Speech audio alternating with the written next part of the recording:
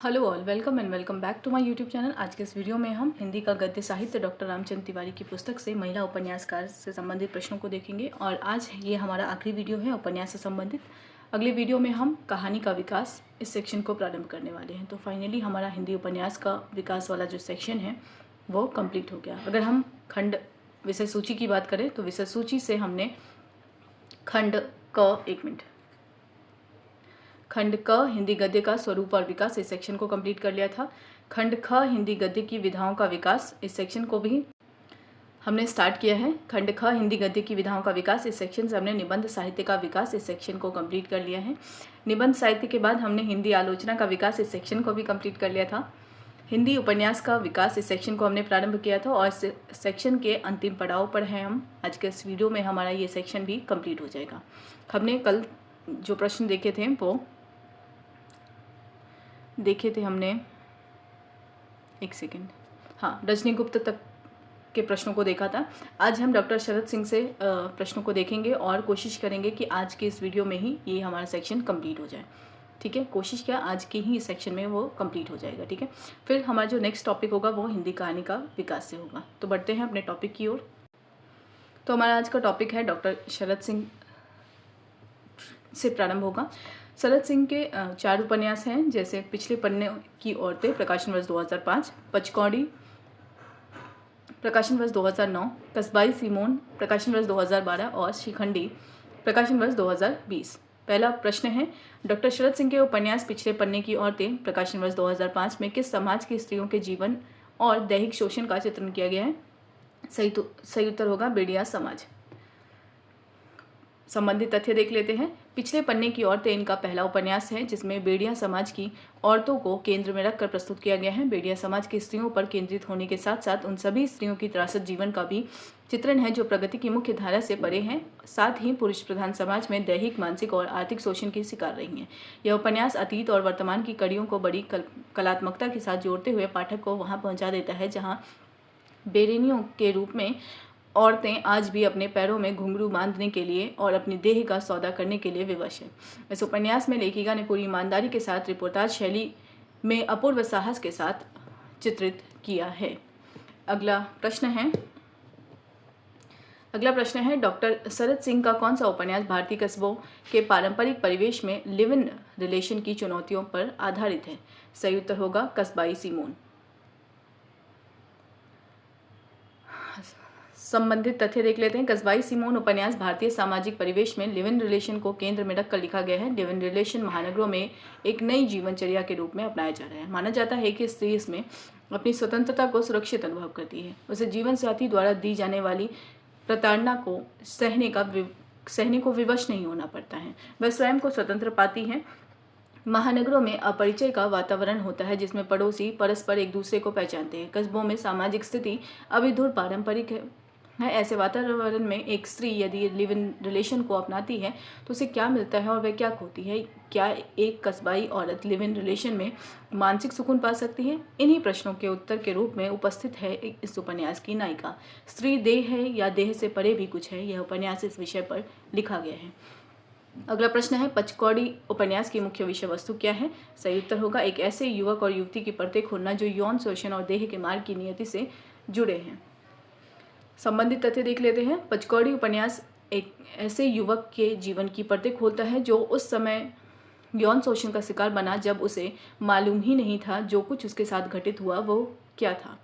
यह उपन्यास एक ऐसी युवती से मिलाता है जो अपने अनुभवों से जान लेती है कि देह का रास्ता उसे उस मुकाम तक पहुंचा सकता है जहां उसने पहुंचने का सपना नहीं देखा था, लेकिन वहां पहुंचना उसकी नियति है। यह उपन्यास एक ऐसी विवाहिता को सामने ला खड़ा करता है जो मन की शांति का मार्ग तन के मार्ग में तलाशती है। अगला प्रश्न है, डॉक्टर शरद सिंह के उपन्यासों की शैली के बारे में क्या कहा गया है? सही उत्तर होगा नवीन कथानक एवं शैली में रचे जाते हैं, जैसे रिपोर्टाज शैली। संबंधित तथ्य देख लेते हैं। आधुनिक कथा साहित्य व उपन्यास के क्षेत्र में शरद सिंह की अपनी विशिष्ट पहचान है। इनके उपन्यास सदा नवीन कथानक एवं शैली में रचे जाते हैं। अगली रचनाकार हैं अर्चना पेन्यूली। इनका जन्म वर्ष है 1963। इनके उपन्यास है वेयर डू आई प्रकाशन वर्ष 2005, केराला मसाज पार्लर 2020 प्रकाशन वर्ष। प्रश्न है, अर्चना पैन्योली के प्रसिद्ध उपन्यासों के नाम क्या है? सही उत्तर होगा वेयर डू आई और केरला मसाज पार्लर। इनके विषय में इतनी ही जानकारी थी। अगली रचनाकार है नीरजा माधव। नीरजा माधव के उपन्यास है अभी ठहरो अंधी सधी, प्रकाशन वर्ष 1998, यमदीप प्रकाशन वर्ष 2002, तेभ्य स्वधा 2004 प्रकाशन वर्ष, गेशे जंपा 2006 प्रकाशन वर्ष, इहा मिर्ग 2010 प्रकाशन वर्ष। पहला प्रश्न है, नीरजा माधव के उपन्यास अभी ठहरो अंधी सदी की नायिका की क्या विशेषता है? सही उत्तर होगा वह तन से वैश्या होते हुए भी मन से पवित्र, भारतीयता और राष्ट्रीयता की भावनाओं से ओतप्रोत थी। संबंधित तथ्य देख लेते हैं। अभी ठहरो अंधी सदी में एक ऐसी वैश्या की कहानी कही गई है जो तन से वैश्या होते हुए भी मन से सर्वथा पवित्र है। उसका अंतर्मन भारतीयता और राष्ट्रीयता की भावना से ओतप्रोत है। कला की दृष्टि से सहजता इसकी बहुत बड़ी शक्ति है। इसे पढ़कर कथाकार निर्गुण की स्मृति सजीव होती है। अगला प्रश्न है, यमदीप प्रकाशन वर्ष 2002 उपन्यास के माध्यम से नीरजा माधव नारी मुक्ति का क्या अर्थ स्पष्ट करती है? सही उत्तर होगा पारिवारिक जीवन से मुक्ति नहीं बल्कि उसकी बुराइयों से मुक्ति। संबंधित तथ्य देख लेते हैं। यमदीप में स्त्री विमर्श के चालू मुहावरे से अलग पारंपरिक उदात्त मूल्यों को चरितार्थ करती आधुनिक नारी के जीवन संघर्ष की कहानी कही गई है। इसे पढ़कर पद्मा सचदेव के नारी चिंतन की याद आ जाती है। वे भी यह मानती हैं कि नारी मुक्ति का अर्थ पारिवारिक जीवन से मुक्ति नहीं है, उसकी बुराइयों से मुक्ति होना चाहिए। अगला प्रश्न है, नीरजा माधव का उपन्यास तेभ्य स्वधा किस त्रासदी पर आधारित है? सही उत्तर होगा पाकिस्तान से भगाए हुए हिंदुओं के विस्थापन की त्रासदी। संबंधित तथ्य देख लेते हैं। तेभ्य स्वधा उपन्यास की कथा स्वयं लेखिका के शब्दों में पाकिस्तान से भगाए गए हिंदुओं के विस्थापन की त्रासदी की कथा है। इस कथा में भी स्त्रियों की व्यथा कथा दिल को दहला देने वाली है। यह उपन्यास साक्षी है कि जीवन की कोई भी परिस्थिति हो, भुगतना नारी को ही पड़ता है। अगला प्रश्न है, तिब्बती शरणार्थियों की समस्या और उनकी सांस्कृतिक स्वतंत्रता को केंद्र में रखकर लिखा गया हिंदी का पहला उपन्यास कौन सा है? सही उत्तर होगा गेशे जंपा। अगला प्रश्न है, गेशे जंपा उपन्यास में किस कूटनीतिक द्वंद्व को दर्शाया गया है? सही उत्तर होगा दलाई लामा के प्रति सहानुभूति बनाम चीन को नाराज न करने की विदेश नीति को। संबंधित तथ्य देख लेते हैं। गेशे जंपा आपका सद्य प्रकाशित उपन्यास है। यह तिब्बती शरणार्थियों की समस्या को केंद्र में रखकर लिखा गया है। एक ओर तो दलाई लामा और उनके अनुयायियों के प्रति भारत की आंतरिक सहानुभूति है, दूसरी ओर चीन को नाराज न करने की विदेश नीति। इस द्वंद्व में हम सही रास्ता नहीं चुन पा रहे हैं। शरणार्थी तिब्बतियों की सांस्कृतिक स्वतंत्रता को केंद्र में रखकर लिखा गया यह हिंदी का पहला उपन्यास है। अगली रचनाकार है डॉक्टर सुषम वेदी। सुषम वेदी का उपन्यास जो है वह है हवन, प्रकाशन वर्ष 1989, लौटना 1992, कतरा दर कतरा 1994, इतर 1995, गाथा अमरबेल की 2000 प्रकाशन वर्ष, नवा भूमि की रसकथा 2002 प्रकाशन वर्ष, मोर्चे 2006 प्रकाशन वर्ष, मैंने नाता तोड़ा 2009 प्रकाशन वर्ष और पानी केरा बुदबुदा 2017 प्रकाशन वर्ष। प्रश्न है, सुषम वेदी मुख्य रूप से किस प्रकार की कथाकार के रूप में जानी जाती हैं? सही उत्तर होगा प्रवासी कथाकार। संबंधित तथ्य देख लेते हैं।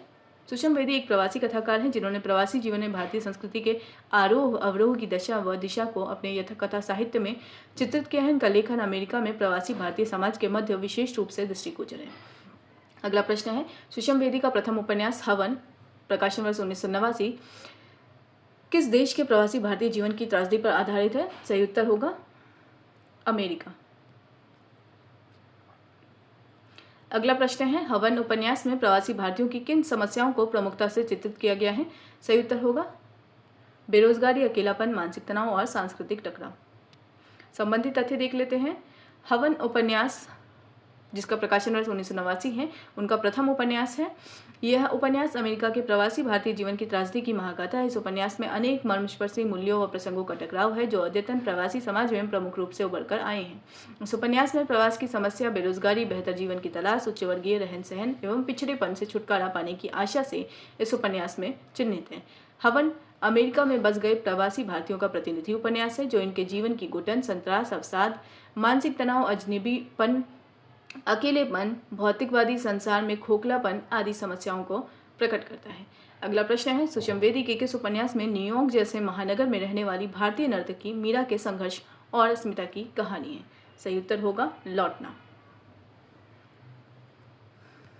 संबंधित तथ्य देख लेते हैं। लौटना 1992 उनका दूसरा उपन्यास है। इस उपन्यास में अमेरिका में बसे नव दंपति परिवार की कथा है। उपन्यास के केंद्र में भारतीय स्त्री मीरा की स्मिता, उसके व्यक्तित्व के अंतर्विरोध, नृत्य कला के प्रति उसको समर्पित साधना, भारतीय एवं पाश्चात्य दर्शन में उसकी अभिरुचि और न्यूयॉर्क जैसे महानगर में वह कामकाजी स्त्री के रूप में संघर्ष करती हैं। लेखिका ने नर्तकी मीरा की अनेक छवियां और गतिविधियों का वर्णन किया है। अगला प्रश्न है उपन्यास इतर, प्रकाशन वर्ष 1995 में लेखिका ने किन का भंडाफोड़ किया है?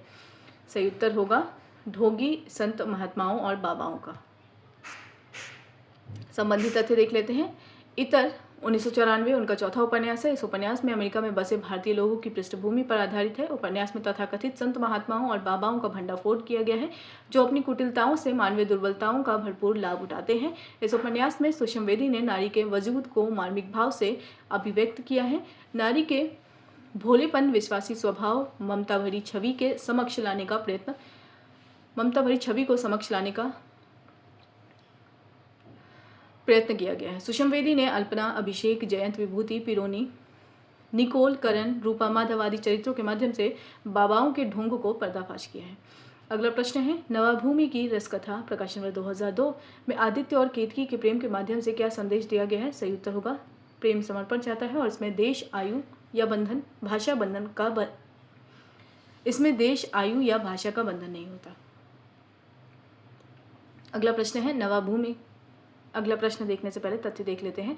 नवाभूमि की रसकथा, प्रकाशन वर्ष 2002 आपका छठा उपन्यास है। इसमें प्रेम के एक ऐसे अनूठे रूप का चित्रण हुआ है जिसमें ना तो आयु का बंधन है, ना देशों का बंधन, न भाषा का, न ही शरीर का। इस कथा में दोनों के विवाह का भी बंधन नहीं है। यह एक ऐसी प्रेम का कथा है जिसमें प्रेमी प्रेमिका दोनों तलाकशुदा हैं और लगभग 40 वर्ष से ऊपर के हैं। दोनों ही पूरा भूमि के रहने वाले हैं और वर्तमान में नवाभूमि के अलग अलग देशों में रह रहे हैं। दोनों देशों की दूरी भी कई हजार किलोमीटर की है तथा दोनों को एक दूसरे से मिलने के लिए हवाई जहाज से आना पड़ता है। कथा के नायक व नायिका अलग अलग देशों में यूनिवर्सिटी के प्रोफेसर हैं जो एक सेमिनार में सम्मिलित होने के लिए अपने अपने देशों से दूर एक देश में पहुंचते हैं। नायक का नाम आदित्य है, नायिका का नाम केतकी है। लेखिका ने इस कथा के माध्यम से स्पष्ट किया है कि प्रेम समर्पण चाहता है।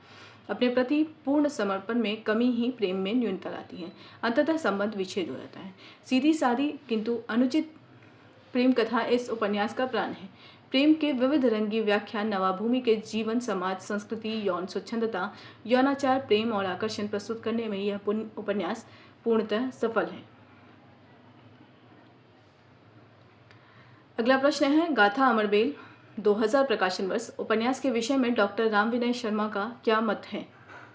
सही उत्तर होगा स्त्री मन की व्यथा कथा का जीवंत आख्यान और नारी मनोविज्ञान का मर्मस्पर्शी चित्र गाथा अमरबेल में चित्रित है। संबंधित तथ्य देख लेते हैं। गाथा अमरबेल 2020 इसका प्रकाशन वर्ष है और इनका 5वां उपन्यास है। डॉक्टर राम विनय शर्मा के अनुसार स्त्री मन की व्यथा कथा का जीवंत आख्यान है ये। तो डॉक्टर विनय शर्मा का यह कथन हमारे लिए क्या हो जाएगा? महत्वपूर्ण हो जाएगा। स्त्री मन की व्यथा कथा का जीवंत आख्यान है। इसमें जिस परिवर्तन प्रक्रिया की औपन्यासिक गाथा है वह यातना और पीड़ा की सघन अनुभूति कराती है। यह उपन्यास नारी जीवन की यथार्थ स्थिति का बड़ा सार्थक व सही चित्रण करता है। साथ ही उपन्यास नारी मनोविज्ञान का मर्मस्पर्शी चित्र भी प्रस्तुत करता है। अगली रचनाकार है सिम्मी हर्षिता। सिम्मी हर्षिता के उपन्यास हैं संबंधों के किनारे 1984 प्रकाशन वर्ष है, यातना शिविर 1990 प्रकाशन वर्ष है, रंगशाला 2005 प्रकाशन वर्ष है, जलतरंग 2010 प्रकाशन वर्ष है, पंचकोण 2018 प्रकाशन वर्ष है। पहला प्रश्न है सिम्मी हर्षिता के उपन्यास यातना शिविर का प्रकाशन वर्ष क्या है? सही उत्तर होगा 1990। अगले रचनाकार है महुआ माझी। सिम्मी हर्षिता से संबंधित जो प्रश्न थे, मतलब जो पुस्तक में जानकारी दे रखी है वो इतनी ही थी। अगले रचनाकार हैं महुआ माझी। इनके उपन्यास है मैं बोरिशिला 2006 प्रकाशन वर्ष, मरंग घोड़ा नीलकंठ हुआ 2012 प्रकाशन वर्ष। ठीक है। प्रश्न है महुआ माझी के चर्चित उपन्यास मैं बोरिशिला 2006 के अलावा उनका दूसरा उपन्यास कौन सा है? तो दूसरा उपन्यास है उनका मरंग घोड़ा नीलकंठ हुआ।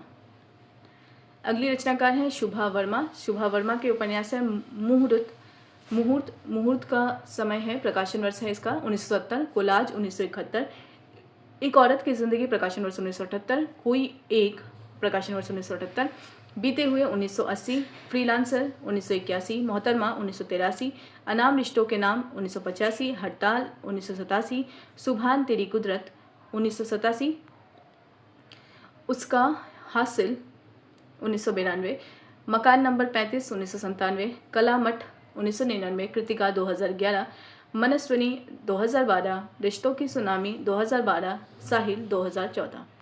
पहला प्रश्न है, सुभा वर्मा के उपन्यास मकान नंबर 35 का प्रकाशन वर्ष कब हुआ था? सही उत्तर होगा 1997। अगली रचनाकार है मनीषा कुलश्रेष्ठ। मनीषा कुलश्रेष्ठ के उपन्यास है सिगाफ, 2010 प्रकाशन वर्ष, शाल मंजिका 2012 प्रकाशन वर्ष, पंचकन्या 2014 प्रकाशन वर्ष, स्वप्नपाश 2016 प्रकाशन वर्ष, मल्लिका 2019 प्रकाशन वर्ष, सोफिया 2021 प्रकाशन वर्ष, त्रिमाया 2025 प्रकाशन वर्ष। पहला प्रश्न है, मनीषा कुलश्रेष्ठ का उपन्यास सिगाफ 2010 किस ज्वलन समस्या पर आधारित है? सही उत्तर होगा कश्मीर के विस्थापितों की पीड़ा और आतंक के साये में जीवन। अगला प्रश्न है, सिजोफ्रेनिया एक गंभीर मानसिक विकार जैसे जटिल विषय पर लिखा गया हिंदी का पहला उपन्यास कौन सा है? सही उत्तर होगा स्वप्नपाश। संबंधित तथ्य देख लेते हैं। सिगाफ कश्मीर में विस्थापित हजारों कश्मीरियों की पीड़ा तथा वहां जीवन व्यतीत कर रहे लाखों लोगों के दर्द, घुटन और छटपटाहट की वास्तविक तस्वीर को उजागर करता है। कश्मीर निवासितों की सबसे बड़ी समस्या भी यही है। यह उपन्यास कश्मीर के विस्थापितों की अपनी जड़ से उखाड़ जाने की पीड़ा तथा यहाँ के आतंक के साये में जीवन व्यतीत करते कश्मीरियों की महागाथा है। स्वप्नपाश उपन्यास की नायिका सिजोफ्रेनिया की शिकार है। सिजोफ्रेनिया एक प्रकार का गंभीर मानसिक विकार है जैसे विषय पर लिखा गया और इस विषय पर लिखा गया हिंदी का पहला उपन्यास है जिसकी लेखिका ने मानवीय मनोदशा और उसके अंतर्वेदना के ऐसे आयाम को खोला है जिस पर सामान्य इंसान की जानकारियां बहुत सीमित और अपर्याप्त हैं। यह बेहद जटिल भावभूमि पर लिखी गई कथाकृति है जिसके सिजोफ्रेनिया के रोगी को मानसिक परेशानियां, उसकी मानवीय संवेदनाओं और उसके मतिभ्रम से जन्मी परिस्थितियों के तमाम पहलुओं को अपनी कथावस्तु से जोड़कर कलात्मकता के साथ उपन्यासकार ने उपन्यास का ताना बाना बुना है।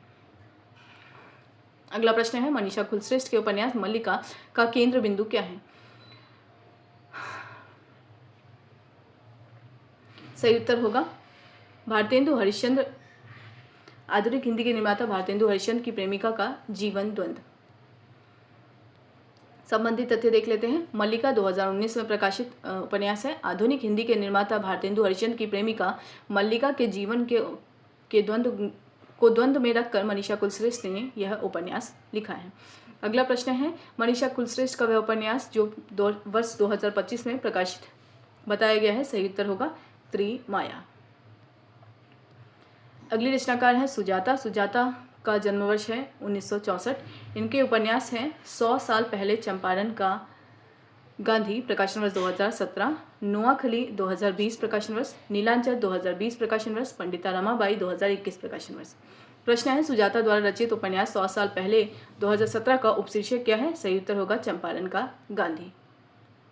अगला प्रश्न है, सुजाता के उपन्यासों में किन ऐतिहासिक संदर्भों की प्रधानता दिखती है? सही उत्तर होगा गांधीवादी दर्शन और ऐतिहासिक पात्र जैसे पंडिता रमाबाई और नोआखली। अगली रचनाकार है जयश्री राय। जयश्री राय के उपन्यास हैं औरत जो नदी है 2011 प्रकाशन वर्ष, साथ चलते हुए 2013 प्रकाशन वर्ष, इकबाल 2014 प्रकाशन वर्ष, हवा की बेटी दर्द-जा 2016 प्रकाशन वर्ष, थोड़ी सी जमीन थोड़ा सा आसमान 2022 प्रकाशन वर्ष, निसंग 2022 प्रकाशन वर्ष। प्रश्न है, जयश्री राय के उपन्यास हवा की बेटी दर्द-जा का मुख्य विषय क्या है? सही उत्तर होगा फीमेल जेनिटल म्यूटिलेशन। जयश्री राय के उपन्यास हवा की बेटी दर्द-जा का मुख्य विषय है अफ्रीका और मध्य पूर्व में प्रचलित फीमेल जेनिटल म्यूटिलेशन। अगला प्रश्न है, हवा की बेटी दर्द-जा में नायिका माहा किस देश की पृष्ठभूमि से संबंधित है और वह अपनी बेटी मासा को किस बुराई से बचाना चाहती है? सही उत्तर होगा सोमालिया या सुन्नत की दर्दनाक प्रथा से। अगला प्रश्न है, जयश्री राय के किस उपन्यास में पुरुष सत्तात्मक समाज द्वारा स्त्री के नैसर्गिक काम इच्छा को नियंत्रित करने के प्रयासों का चित्रण है? सही उत्तर होगा हवा की बेटी दर्द-जा।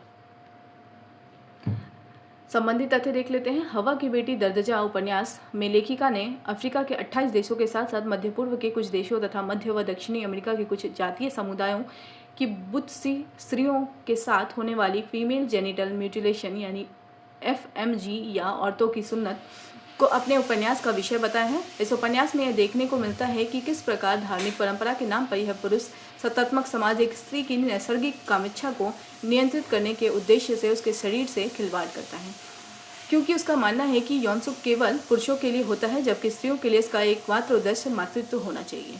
यह उपन्यास एक और अफ्रीका के सोमालिया देश की पृष्ठभूमि में रहने वाली एक स्त्री माहा के जीवन में घटी उस दर्दनाक घटना का चित्र प्रस्तुत करता है, तो वहीं दूसरी ओर उसके द्वारा अपनी बेटी मासा की इस क्रीड़ा से बचाने के लिए उसके द्वारा किए जाने वाले संघर्ष को बेहद मार्मिकता से दर्शाता है। जयश्री राय ने एक धरातलीय दूरी लांघते हुए एक विकृत मानचित्र से भरे हुए समाज में जी रही स्त्रियों की पीड़ा, उसकी पददशा को बड़े ही अद्भुत ढंग से औपन्यासिक विन्यास में प्रस्तुत किया है। अगली रचनाकार है गीताश्री। गीताश्री का समय है, जन्मवर्ष है 1965। इनका उपन्यास है हसीनाबाद 2018 प्रकाशन वर्ष, राजनटनी 2020 प्रकाशन वर्ष, वाया मीडिया 2020 प्रकाशन वर्ष, आम्रपाली एक उत्तर गाथा 2022 प्रकाशन वर्ष, कैद बाहर 2023 प्रकाशन वर्ष और श्यामा चकवा 2025 प्रकाशन वर्ष। प्रश्न है, गीताश्री के उपन्यास हसीनाबाद 2018 के अलावा उनका अन्य चर्चित उपन्यास कौन सा है? सही उत्तर होगा आम्रपाली एक उत्तर गाथा। अगली रचनाकार हैं डॉक्टर कामना सिंह।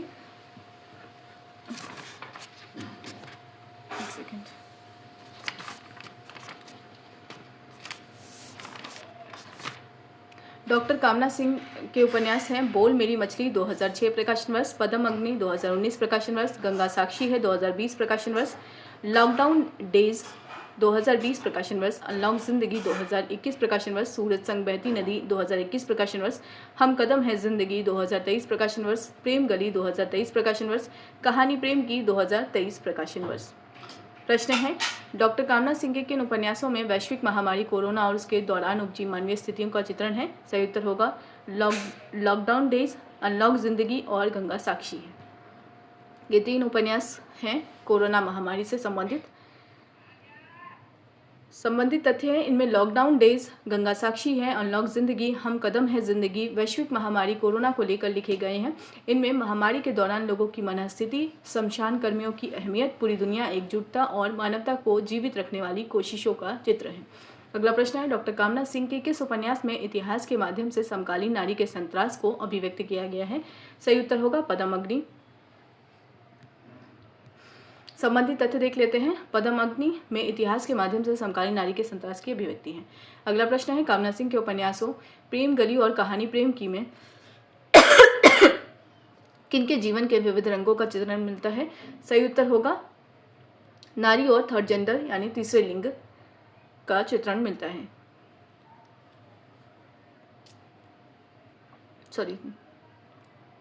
कि व्यक्ति का चित्रण मिलता है। ठीक है।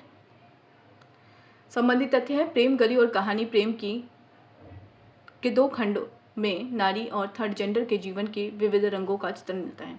अगली रचनाकार हैं जयंती। जयंती के उपन्यास है आसपास से गुजरते हुए औरतें रोती नहीं, खाना बदोश ख्वाहिशें, प्रकाशन वर्ष 2009। प्रश्न है, जयंती के उपन्यास आसपास से गुजरते हुए की मुख्य विषय वस्तु क्या है? सही उत्तर होगा स्त्री अस्मिता और स्वतंत्र ढंग से जीने की खोज। संबंधित तथ्य देख लेते हैं। जयंती ने अपने उपन्यासों के माध्यम से स्त्री अस्मिता और उसकी स्वतंत्रता से जुड़े पहलू पर कलम चलाई है। पहले उपन्यास आसपास से गुजरते हुए की विषय वस्तु स्त्री अस्मिता है। इस उपन्यास की नायिका अनु के माध्यम से लेखिका ने उस औरत की खोज की है जो अपने बल पर स्वतंत्र ढंग से जिंदगी जीना चाहती है। पुरुष सत्तात्मक समाज के घेरे को तोड़कर जो नई स्त्री निकलती है, उसमें एक तरफ यदि अपने को स्वतंत्र होने का एहसास है, तो दूसरी तरफ अपनी सार्थकता का आत्मबोध भी है। अगला प्रश्न है, खाना बदोश ख्वाहिशें उपन्यास की नायिका निधि किस महानगर में रहकर अपने स्वाभिमान और इच्छाओं के लिए संघर्ष करती है? सही उत्तर होगा मुंबई। अगला प्रश्न है, मैं जैसी हूँ मैं हूँ अपने पूरे रूप में। यह प्रभावशाली संवाद खाना बदोश ख्वाहिशें की किस पात्र का है? सही उत्तर होगा निधि का कथन है यह। संबंधित तथ्य देख लेते हैं। तीसरा उपन्यास खाना बदोश ख्वाहिशें में एक ऐसी निर्दोष मासूम लड़की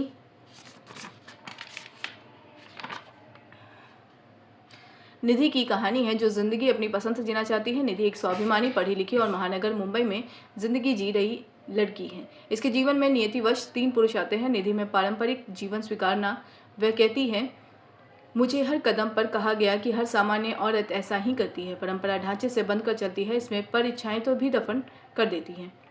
अंत में कोल्ड स्टोरेज में मैं ऐसा नहीं कर पाई, अपनी इच्छाओं, उत्तेजनाओं और लालसाओं को नहीं कर पाई। मैं औरों जैसी नहीं बन सकी, न बनने की कोशिश की और ना ही बनना चाहूँगी। मैं जैसी हूँ, मैं हूँ अपने पूरे रूप में, मैं निधि। इस उपन्यास के कथानक की निधि के जीवन का कथ्य ही प्रमुख है।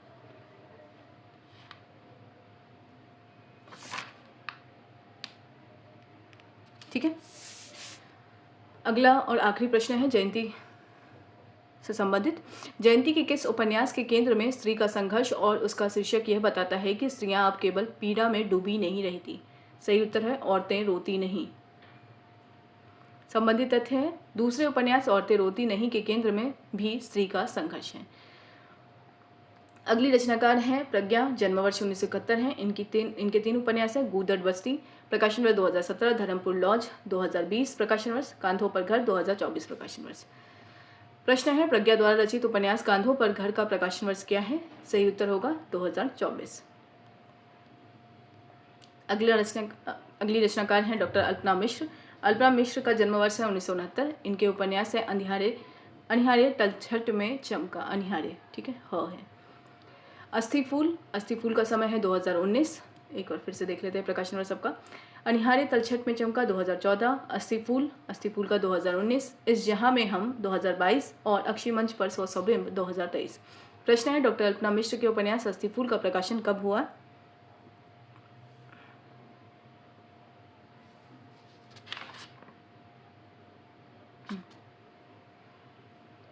सही उत्तर होगा अस्थि फूल का प्रकाशन हुआ है 2019।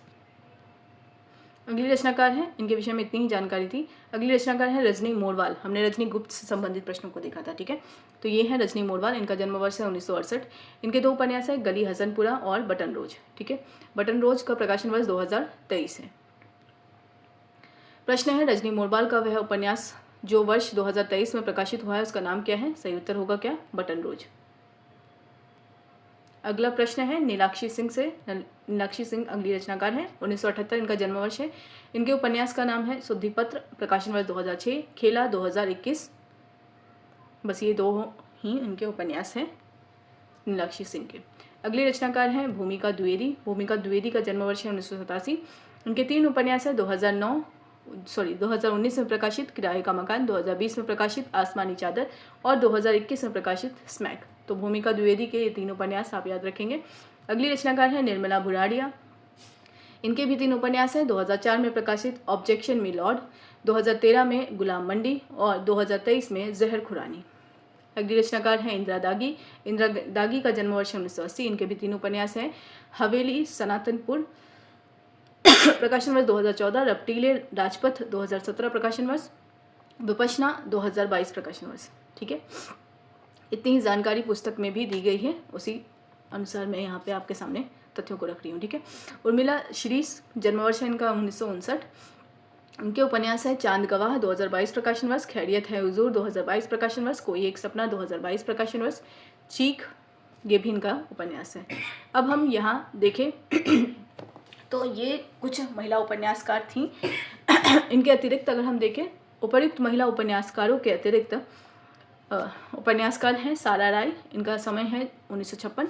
इनका उपन्यास है चील वाली कोठी, प्रकाशन वर्ष 2010। दूसरी रचनाकार हैं शर्मिला बोहरा जालान। इनका उपन्यास है शादी से पेस्तर 2001 प्रकाशन वर्ष और 19वीं बारिश 2022 प्रकाशन वर्ष।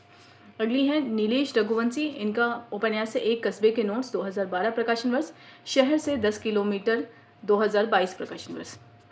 डॉक्टर रंजना जायसवाल, जिनका जन्म वर्ष है 1958। इनका उपन्यास है और मेघ बरसते रहें, प्रकाशन वर्ष 2013, त्रिखंडिता 2017 प्रकाशन वर्ष। एक रचनाकार है राजश्री का उपन्यास है पशुपति, प्रकाशन वर्ष 2013। वंदना शुक्ल है। वंदना शुक्ल का उपन्यास है मगहर की सुबह, प्रकाशन वर्ष 2014। जगन सिंह रचनाकार हैं, महिला रचनाकार हैं। इनका उपन्यास है अस्वीकार 2010 प्रकाशन वर्ष और इच्छा पत्र 2013 प्रकाशन वर्ष। कविता है, कविता के दो उपन्यास हैं ये दिए रात की ज़रूरत है, ये दिए रात की ज़रूरत है प्रकाशन वर्ष 2014। मेरा पता कोई और है 2012 प्रकाशन वर्ष। अगली रचनाकार हैं उमा। उमा का उपन्यास है जन्नत जाविदा, 2014 प्रकाशन वर्ष है। डॉक्टर स्वाति तिवारी, इनका जन्म वर्ष 1960 है। इनका उपन्यास है ब्रह्म कमल एक प्रेम कथा, प्रकाशन वर्ष 2015। पुष्पिता अवस्थी, इनका उपन्यास है छिन्नमूल, 2016 प्रकाशन वर्ष है। अचला नागर हैं, इनका जन्म वर्ष 1939 है। इनका उपन्यास है छल, 2016 प्रकाशन वर्ष और मंगला से शयन तक, 2018 प्रकाशन वर्ष। महिमा मेहता है, इनका जन्म या जीवन वर्ष या समय कह सकते हैं, कालखंड है इनका 1932 से 2022। इनका उपन्यास है परछाइयाँ, 2017 प्रकाशन वर्ष। एक रचनाकार है डॉक्टर माधुरी सक्सेना, जन्म वर्ष है इनका 1934। इनका उपन्यास है पग घुंघरू बांध, 2017 प्रकाशन वर्ष। योगिता यादव, इनका जन्म वर्ष 1981 है। इनका उपन्यास है ख्वाहिशों के खांडव वन, प्रकाशन वर्ष 2018। एक रचनाकार हैं अनीता गोपेश। अनीता गोपेश का जन्म वर्ष 1954। इनका उपन्यास है कुंज गली नहीं साकरी, कुंज गली नहीं साकरी, प्रकाशन वर्ष 2019। एक रचनाकार है प्रत्यक्षा। इनका उपन्यास है बारिश नगर, बारिश नगर का प्रकाशन वर्ष 2019 है। ये सभी उपन्यास भी महत्वपूर्ण हैं। अब अगर हम देखें तो ओवरऑल कंक्लूड किया गया है इसमें महिला उपन्यासकारों द्वारा रचित उपयुक्त उपन्यासों पर एक साथ विचार करने पर यह स्पष्ट हो जाता है कि पिछले कुछ वर्षों में उसमें आशातीत गुणात्मक बदलाव आया है। महिलाओं का रचना संसार विस्तृत हुआ है। मध्यम वर्गीय पारिवारिक जीवन के अंतर्विरोधों और पुरुष प्रधान समाज में अपनी पहचान के लिए संघर्षरत नारी जीवन की त्रासद स्थितियों के दायरे से बाहर आकर अब महिला उपन्यासकार जीवन के अनेक आयामों का चित्रण करने लगी है। मनु भंडारी और कृष्णा सोबती ही नहीं, अब चित्रा चतुर्वेदी, प्रभा खेतान, मैत्री पुष्पा, गीतांजलि श्री, चित्रा मुदगल, कमल कुमार, अलका सरावगी आदि अनेक कथा लेखिकाओं ने मानव जीवन को समग्रता और संश्लिष्टता में पहचानने की कोशिश की है। इसके अतिरिक्त पिछले कुछ वर्षों में स्त्री केंद्रित लेखन अंतर्राष्ट्रीय विस्तार पा चुका है। अब तो लगने लगा है कि हिंदी उपन्यास की नई पहचान का श्रेय महिला लेखिकाओं को ही मिलेगा। ऐसी स्थिति में महिला रचनाकारों की अलग एक साथ चर्चा का एक ही तर्क उनकी आवाज़ को एक साथ सुनने और उनकी कलम की ताकत को एक साथ महसूस करने का लोभ मान्य होना चाहिए। अब हम उपसंहार देखते हैं। हिंदी उपन्यास का विकास, ये हमारा टॉपिक था और इस टॉपिक का उपसंहार हम देख लेते हैं। उपसंहार में सबसे पहला पॉइंट है, हिंदी उपन्यास के पूरे विकास को ध्यान में रखकर देखा जाए तो कहा जा सकता है कि सीमित अवधि में हिंदी उपन्यास ने 135 वर्षों की यात्रा पूरी की है। अगला पॉइंट है, आधुनिक उपन्यास का जनक डेनियल डीफो। ठीक है, तो आधुनिक उपन्यास का जनक किन्हें माना गया है? डेनियल डीफो को माना गया है। इनका समय क्या है? 1660 से 1731 इनको माना जाता है। इस प्रकार यूरोप ने जो यात्रा 250-300 वर्षों में पूरी की, उसे हिंदी लेखकों ने पिछले 100 वर्षों में पूरा कर दिखाया।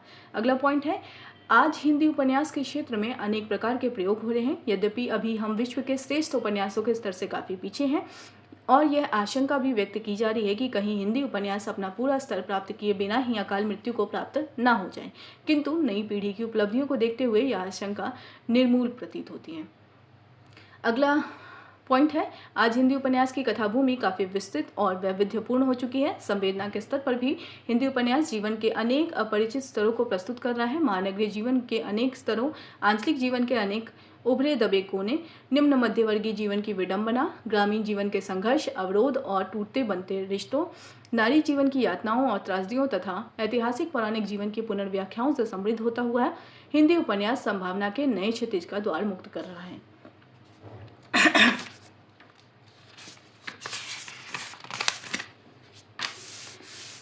समाज में चिर उपेक्षितों, हरिजनों, जनजातियों एवं अस्पृश्य के जीवन के प्रति सच्ची संवेदना और गहरी सहानुभूति इधर के कुछ उपन्यासों में देखी जा सकती हैं। इन्हीं वर्गों से आने वाले लेखक अब तल्ख स्वर्ग में सामाजिक न्याय की मांग करने लगे। हिंदी भाषा के व्यापक प्रचार प्रसार के साथ हिंदी तर प्रांतों के लेखक भी हिंदी में लिखने लगे हैं और उनके माध्यम से हिंदी भाषी प्रांतों के बाहर पंजाब, महाराष्ट्र, गुजरात, कश्मीर आदि का जीवन यथार्थ भी हिंदी उपन्यास में अभिव्यक्त पाने लगा है।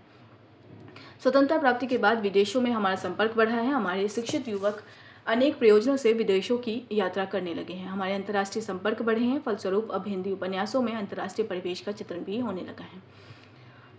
उपसंहार में ही अज्ञेय के अपने अपने अजनबी का पूरा परिवेश अंतर्राष्ट्रीय है। तो एक यहाँ पे तथ्य क्या आपको मिल गया कि अपने अपने अजनबी किनका है? आगे का है। इसमें जो परिवेश है वो अंतर्राष्ट्रीय है। दूसरा पॉइंट क्या है, डॉक्टर देवराज के प्रसिद्ध उपन्यास अजय की डायरी का नायक अजय अमेरिका चला जाता है और लेखक वहाँ के रीति रिवाज और आचार व्यवहार का विस्तृत वर्णन करता है। प्रारंभ के प्रकाशिकी में इसे अंतर्राष्ट्रीय उपन्यास कहा भी गया है। तो देवराज का उपन्यास कौन सा हो गया, अजय की डायरी, उसका परिवेश भी क्या है, अंतर्राष्ट्रीय है। अगली रचना है मोहन राकेश के अंधेरे बंद कमरे के नायक नायिका भी यूरोप की यात्रा करते हैं और लेखक को इसी माध्यम से यूरोप के जीवन का चित्र अंकित करने का अवसर मिल जाता है। अगली रचनाकार है निर्मल वर्मा के प्रसिद्ध उपन्यास वेदेन, प्रकाशन वर्ष 1965 में द्वितीय महायुद्ध के बाद यूरोप की अभिशप्त पीढ़ी का चित्रण किया गया है। अगला पॉइंट है जो उपन्यास में प्रभाकर माचवे ने, तो अगर प्रश्न पूछा जाए जो उपन्यास किनका है तो प्रभाकर माचवे का है। इसमें प्रभाकर माचवे ने अमेरिकी निग्रो की कहानी के माध्यम से काले गोरे की अंतर्राष्ट्रीय समस्या को कथा का आधार बनाया है। अगले रचनाकार है महेंद्र भल्ला, इन्होंने दूसरी तरफ उपन्यास लिखा है और उड़ने से पेस्तर, ये दो उपन्यास हैं इनके, महेंद्र भल्ला के। इन दोनों उपन्यासों में इंग्लैंड जाने वाले भारतीयों के अनुभव को व्यक्त किया गया है। अगली रचनाकार है उषा प्रियंवदा, इन्होंने शेष प्रश्न में अमेरिका में रहने वाले भारतीयों की मानसिकता का चित्रण किया गया है। अगले रचनाकार है योगेश कुमार, इन्होंने टूटते बिखरते लोग में अमेरिका के व्यवसायी वर्ग की अंदरूनी जिंदगी का पर्दाफाश किया है। अगली रचनाकार है नाशिरा शर्मा, इन्होंने ईरान के निवासियों के वर्तमान जीवन यथार्थ का चित्रण 7 नदियां एक समुद्र में किया है। अगली रचनाकार है प्रभा खेतान ने आओ पेपे घर चले में अमेरिका के 3 शहरों लॉस एंजल्स, सेंट लुइस और न्यूयॉर्क के जीवन अनुभव के साक्ष्य पर अमेरिकी नारी की अंतर्व्यथा का उद्घाटन किया है। इस प्रकार हिंदी उपन्यास में एक साथ आंचलिक, अंतरप्रांतीय तथा अंतर्राष्ट्रीय जीवन परिवेश के चित्र उभरने लगे हैं। अगला अगर हम तथ्य देखें तो स्वातंत्रोत्तर युग में हिंदी उपन्यासों का टेक्निक की दृष्टि से अभूतपूर्व विकास हुआ है। आत्मकथात्मक शैली, पत्र शैली, डायरी शैली, रिपोर्टाज शैली, रेखाचित्र शैली या इन सब को समन्वित करके चलने वाली शैली सभी में उपन्यास लिखे गए हैं। उनके अतिरिक्त अंतर्जगत की गहन अनुभूतियों को बाह्य वर्जनाओं से मुक्त करके व्यक्त करने के प्रयत्न में चेतना प्रवाह, स्ट्रीम ऑफ कॉन्शियसनेस, पूर्व दीप्ति यानी फ्लैशबैक एवं मुक्त आसंग यानी फ्री एसोसिएशन, स्वप्न विश्लेषण यानी इंटरप्रिटेशन ऑफ ड्रीम्स तथा सम्मोहन, दिवा स्वप्न आदि अनेक शैलियों का प्रयोग चरित्र चित्रण के लिए किया गया है। वातावरण की सृष्टि के लिए ध्वनि चित्रों, प्रतीक संकेतों एवं व्यंजनापूर्ण प्रयोगों का सहारा भी लिया गया है। इधर अलका सलावगी ने आत्मविस्मृति की मनोदशा वाले कथानायक से कथा कहलाकर अतीत और वर्तमान के जीवन संदर्भों के अंतरावलंबन के सहारे कथा कहने के एक रेखीय ढांचे को तोड़कर नया प्रयोग किया है।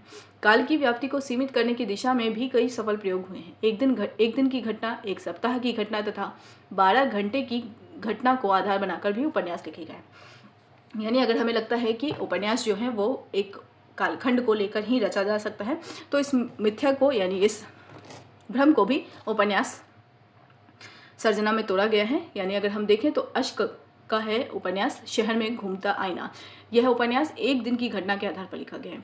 दूसरा उपन्यास है भगवती चरण वर्मा का सामर्थ्य और सीमा, यह एक सप्ताह की घटना पर लिखा गया उपन्यास है। तीसरा उपन्यास है यशपाल का 12 घंटे उपन्यास, यह 2 व्यक्तियों के जीवन के 12 घंटे की ही कथा कही गई है इसमें। अगले रचनाकार हैं गिरधर गोपाल, इनका उपन्यास है चांदनी के खंडर में, इसमें 24 घंटे के कालखंड को कथा में बांधा गया है। इस प्रकार के प्रयोग टेक्निक के विकसित होने के सूचक हैं। उत्तराधुनिक कहे जाने वाले उपन्यासों में जादू यथार्थवाद के नए प्रयोगों ने उपन्यास की टेक्निक को दूरदर्शन के शिल्पगत प्रयोगों के निकट ला दिया है। उपन्यासों में प्रतीकों का हल्का पुट देने का प्रयत्न भी किया गया है।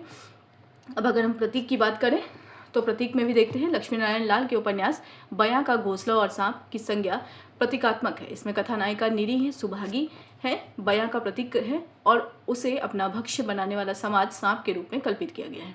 आपके दूसरे प्रसिद्ध उपन्यास काले फूल का पौधा अर्थात तुलसी का बिरवा भारतीय जीवन पद्धति की पवित्रता का प्रतीक है। कथानायिका गीता की केंद्रीय संवेदना ही काले फूल का पौधा है। उसका पति देवन पाश्चात्य संस्कृति से प्रभावित है। दोनों का द्वंद्व उपन्यास को गहराई प्रदान करता है। तो लक्ष्मी नारायण लाल के 2 उपन्यास हैं, बयां का घोंसला और सांप, और दूसरा है काले फूल का पौधा। ये दोनों उपन्यास क्या है, प्रतीकात्मक उपन्यास है। अगले रचनाकार हैं इसी प्रकार नरेश मेहता है। नरेश मेहता का जो उपन्यास डूबते वसूल है, यह भी प्रतीकात्मक उपन्यास है। कमलेश्वर का समुद्र में खोया हुआ आदमी भी सांकेतिकता का हल्का स्पर्श है। बदी उज्जमा का एक चूहे की मौत में प्रतीक शैली है। गिरिराज किशोर का उपन्यास है इंद्र सुने, इसमें भी फंतासी शैली का प्रयोग देखा गया है। रचनाकार हैं श्रीलाल शुक्ल, राग दरबारी। इसमें आद्योपंत व्यंग्यात्मक शैली का प्रयोग किया गया है। राही मासूम रजा और कृष्णा सोबती ने भी फिल्मी सिनेरियो शिल्प के प्रयोग किए हैं। अगले रचनाकार हैं गिरिराज किशोर। इन्होंने यथा प्रस्तावित में प्रारूप लेखन शैली का प्रयोग किया है। काशीनाथ सिंह ने अपना मोर्चा में प्रोजेक्टर शिल्प का प्रयोग किया है। ये सारे प्रयोग नई संभावनाओं की ओर संकेत करने वाले हैं। सब मिलाकर हिंदी उपन्यास का भविष्य निराश करने वाला नहीं है। यह कहना कि टेक्निक और शिल्प का मोह जीवन दर्शन के ठहराव या दिशाहीनता का सूचक है अपने स्थान पर सही है, किंतु ऐसी स्थिति का उत्पन्न होना आज की नियति है और हिंदी उपन्यासकार इस नियति को सजगता के साथ स्वीकार कर रहे हैं। हिंदी उपन्यासों पर एक दो आरोप और भी लगाए गए हैं। पहला आरोप यह है कि अब संघर्षशील सशक्त कथानायकों की सृष्टि नहीं हो पा रही है। यह आरोप गलत नहीं है, किंतु यथार्थता की स्वीकृति इसमें बाधक है। निश्चित आस्था और स्पष्ट जीवन दर्शन के अभाव में सशक्त और प्रेरक कथानायकों की सृष्टि नहीं हो सकती है। दूसरा आरोप क्या लग रहा है?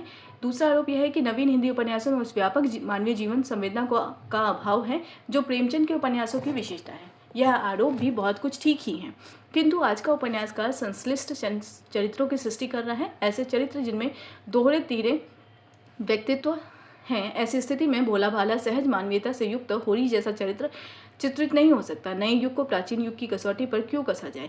अनेक दृष्टियों से हिंदी उपन्यास विकासोन्मुख ही कहा जाएगा। हाँ, हिंदी में यदि अभाव है तो वैज्ञानिक उपन्यासों का। डॉक्टर संपूर्णानंद के एक उपन्यास पृथ्वी से सप्तऋषि मंडल को छोड़कर इस दिशा में कोई प्रयत्न नहीं हुआ है। यह अभाव शीघ्र ही पूर्ण होना चाहिए। यूं अभी हम विश्व साहित्य के स्तर पर हिंदी उपन्यास को प्रतिष्ठित नहीं कर सकते हैं, किंतु प्रेमचंद का गोदान, जैनेन्द्र का त्यागपत्र, इलाचंद जोशी का सन्यासी, अज्ञे का शेखर एक जीवनी, वृंदावन लाल वर्मा का झांसी की रानी, उपेंद्रनाथ अश्क का गिरती दीवारें, यशपाल का झूठा सच, हजारी प्रसाद द्विवेदी का बाणभट्ट की आत्मकथा, रेणु का मैला आंचल, अमृतलाल नागर का बूंद और समुद्र, मनु भंडारी का आपका बंटी, भीष्मसानी का तमस, नरेश मेहता का यह पथबंधु था, भगवती चरण वर्मा का भूले बिछड़े चित्र, श्रीलाल शुक्ल का राग दरबारी, मंजू रहते शाम का सूखा बरगद, विवेकी राय का सोना माटी, सुरेंद्र वर्मा का मुझे चांद चाहिए, वीरेंद्र जैन का डूब, विनोद कुमार शुक्ल का नौकर की कमीज, चंद्रकांता का कथा सतीसर, चित्रा मुदगल का आवा, प्रभा खेतान की पीली आंधी, अलका सरावगी का कली कथा वाया बाईपास, गिरिराज किशोर का पहला गिरमिटिया, कमलाकांत त्रिपाठी का पाही घर और मैत्री पुष्पा का चाक ऐसे उपन्यास अवश्य हैं जिन पर हम गर्व कर सकते हैं।